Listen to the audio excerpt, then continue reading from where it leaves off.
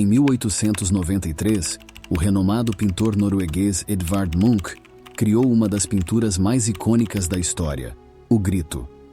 Esta obra de arte representa ondas sonoras de angústia que se propagam através de meios materiais, como a terra, a água e o próprio ar. Uma maneira interessante de classificar essas ondas sonoras é através da escala de decibéis. A escala de decibéis é uma medida que começa em 0, representando a menor intensidade sonora audível por um ser humano. Devido à sua natureza logarítmica, cada aumento de 10 decibéis equivale a um aumento de 10 vezes na intensidade do som. Por exemplo, um som de 20 decibéis é 100 vezes mais intenso do que o som no início da escala, 0. Para dar uma ideia de contexto, o som ambiente em uma sala tranquila, como a de sua casa, registra cerca de 20 decibéis. Acima de 85 decibéis, começamos a correr o risco de danos auditivos irreparáveis se formos expostos a esse nível de som por um longo período.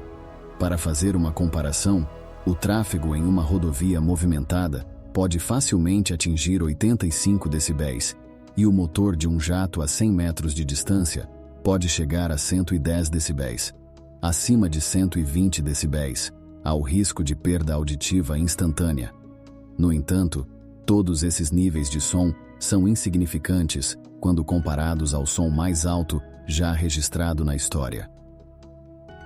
Se você é um inscrito raiz aqui do Além dos Limites, considere deixar o seu like. Mas se você ainda não nos conhece e está aqui pela primeira vez, peço que se inscreva apenas quando o vídeo te agregar algum conhecimento, algo que ainda não sabia. Vamos lá! Em 1883, no arquipélago de Krakatoa, na Indonésia, a atividade sísmica aumentou significativamente. Explosões podiam ser ouvidas a cada 10 minutos, e essa atividade culminou em uma das maiores erupções vulcânicas registradas na história. Marinheiros que estavam a uma distância de até 20 quilômetros relataram a queda de pedras pomes, um tipo bastante comum de rocha vulcânica, sobre seus navios. Estas pedras tinham até 10 centímetros de diâmetro. No dia 27 de agosto, ocorreram 4 explosões significativas, verdadeiramente gigantescas. Cada uma delas tinha o potencial de gerar um tsunami com aproximadamente 30 metros de altura. A terceira explosão, que ocorreu às 10 horas e 2 minutos da manhã, frequentemente recebe crédito por possivelmente ter gerado o segundo som mais alto já registrado na história. Seu estrondo foi suficientemente poderoso para ser ouvido a incríveis 3.110 quilômetros de distância, em Perth, Austrália, e a 4.800 quilômetros de distância, nas ilhas no meio do Oceano Índico. Os moradores locais inicialmente pensaram que o som que tinham acabado de ouvir era, na verdade, proveniente de canhões de navios que estavam em batalha por algum motivo. Estima-se que a cerca de 160 quilômetros de distância do vulcão, essa explosão tenha gerado um som que alcançou incríveis 180 decibéis. Para efeito de comparação, isso é aproximadamente 1 milhão de vezes mais intenso do que alguém soprando um apito diretamente ao lado de seu ouvido. A energia liberada por essa explosão foi estimada em aproximadamente 4 vezes a do maior dispositivo nuclear já testado na história da humanidade, a Tsar Bomb. Quando testada, a explosão quebrou janelas em cidades a uma distância de 900 quilômetros. No entanto, nada se compara à quarta e última explosão, que lançou cinzas vulcânicas na atmosfera a uma altitude de cerca de 80 quilômetros. Esse é o som mais alto já registrado na história.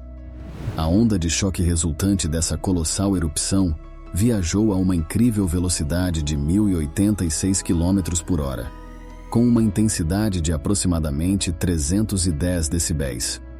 A quarta explosão do Krakatoa podia ser claramente ouvida a uma distância superior a 5.000 km. Ela foi tão poderosa que estourou os tímpanos dos marinheiros que navegavam em um raio de 64 km de distância. A onda de choque resultante dessa quarta explosão do Krakatoa foi tão intensa que pôde ser medida em barógrafos ao redor do mundo inteiro. Ela efetivamente circulou a Terra 3,5 vezes, podendo ser medida novamente em cada passagem.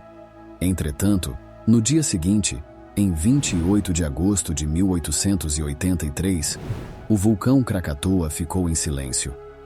Menos de 30% da ilha original ainda existia. No entanto, mesmo em silêncio, o vulcão que um dia antes produziu o som mais alto, já registrado na história, continuou a ter impactos em todo o mundo. No ano seguinte à erupção do Krakatoa, as temperaturas registradas no verão em praticamente todo o hemisfério norte caíram cerca de 1,2 graus Celsius.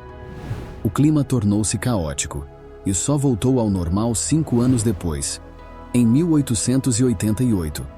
Cidades extremamente distantes, como Los Angeles e San Diego, nos Estados Unidos, receberam quantidades recordes de chuva entre julho de 1883 e junho de 1884. A causa desse recorde de chuvas está diretamente relacionada à erupção do Krakatoa.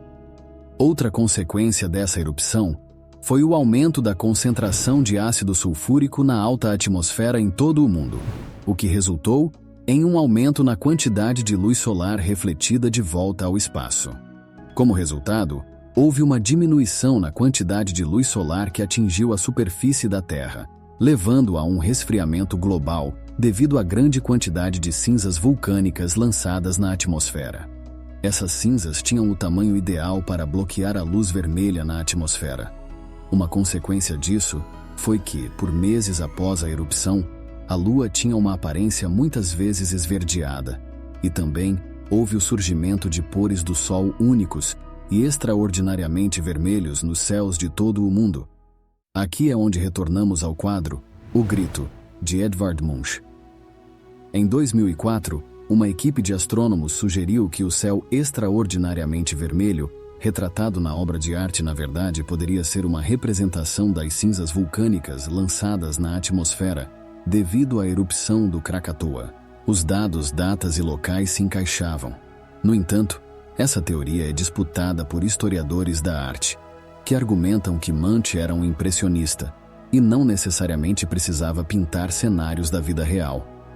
Mesmo assim, considerar a possibilidade de que a erupção de um vulcão extremamente distante possa ter inspirado a criação de uma das pinturas mais famosas da história é fascinante. Se você se interessa por mais vídeos como esse, fique à vontade para maratonar os vídeos que estão aqui no canal ou espere pelo próximo vídeo que irá sair. Tenha uma ótima semana. Obrigado por acompanhar.